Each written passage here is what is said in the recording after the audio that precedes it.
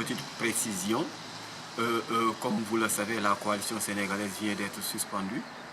Et là, je suis venu en tant que membre observateur représentant l'association Théâtre de la rue. Et j'ai une lourde mission au sortir de ce congrès, c'est de relancer la coalition sénégalaise qui a été l'une des premières coalitions en Afrique. Je suis comédien sorti de l'École nationale des arts de Dakar depuis 2000. Et là, je dirige la compagnie Théâtre de la rue. Je suis acteur et metteur en scène aussi. On avait commencé à jouer des thèmes vraiment sociaux ayant trait à la situation souvent des enfants de la rue, vraiment des personnes démunies. Après, on a commencé à jouer des thèmes, des textes d'auteurs, comme de grands auteurs. On a joué du Molière, on a joué du Amadou Hampâté-Bâ, du Bernard Denis, des adaptations. On prépare actuellement une adaptation de Amadou Hampâté-Bâ. On a joué beaucoup d'auteurs, de grands auteurs africains. Et là, nous nous produisons au Sénégal, en Afrique et aussi dans certains pays européens. Nous sommes aussi une association ouverte qui travaille aussi avec d'autres associations. Parce qu'au niveau, moi, ma spécialité, c'est que je fais du monothéâtre quand je joue. Néanmoins, je collabore avec des metteurs en scène qui sont souvent africains, européens, belges, français.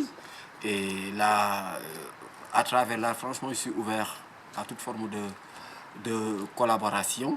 Avec l'association aussi, souvent, on encadre des enfants.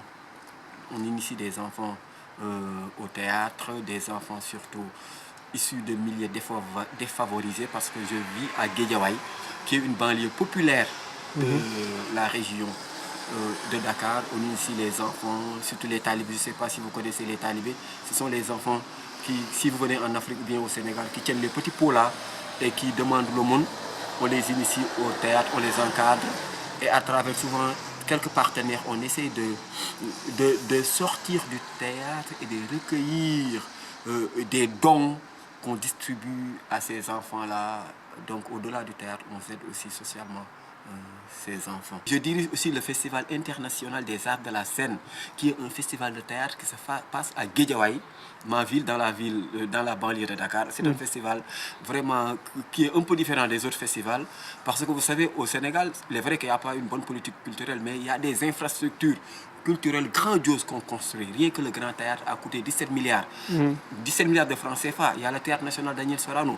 Mais nous, avec la pauvreté, la population ne peut pas se déplacer vers ces édifices-là pour voir un spectacle de théâtre. Donc nous avons amené le théâtre vers les quartiers populaires. Et là, on installe à travers un grand espace vraiment des théâtres mobiles qui permettront aux gens de venir regarder des spectacles de théâtre. Et l'un des théâtres est surnommé Théâtre Sidi Kouyaté. Et je tiens à le signaler. Nous avons un pays vraiment culturellement vraiment qui est très riche. Mais aussi, je tiens à dire aussi que nous regrettons beaucoup la disparition du président poète Senghor. Parce qu'au temps de Senghor, vraiment, le Sénégal était un grand pays de culture. Senghor était un homme de culture, était un poète, vraiment. Mais actuellement, nous assistons vraiment à un peu de léthargie. La politique tant espérée par rapport à la culture n'est plus ça. Néanmoins, avec la diversité culturelle et aussi avec la nouvelle génération aujourd'hui, on travaille et on ne se décourage pas, parce que nous sommes un pays vraiment riche et fort, parce que nous vivons dans la diversité. Oui.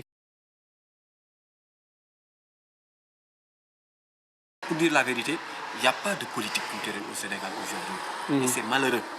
C'est malheureux parce que la culture n'est plus une priorité de l'État aujourd'hui.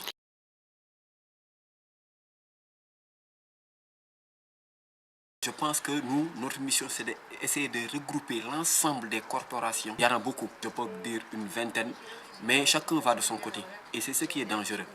Je parle d'autres fédérations culturelles, mais chacun va de son côté. Là maintenant, nous, notre mission, c'est d'essayer de rassembler tout le monde. Rassembler tout le monde autour de la coalition. Parce que il faut un regroupement fort de tout le monde pour que nous puissions nous en sortir. Sinon, si chacun va de son côté, on aura des problèmes. Là, c'est clair.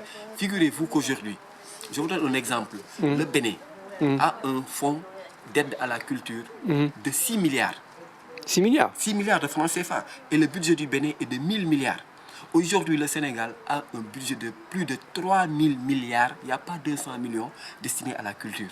Donc, vous voyez qu'il y a du travail à faire. Les acteurs culturels, les hommes de culture ont du pain sur la planche. Ils ont beaucoup de travail à faire. Et je pense que nous avons la carte est avec nous. C'est à nous de nous lever, de nous unir à travers la coalition. Vraiment, heureusement qu'il y a la fédération aussi derrière. Vraiment de taper sur la table, de travailler vraiment à redorer le blason de cette culture-là au Sénégal. D'accord.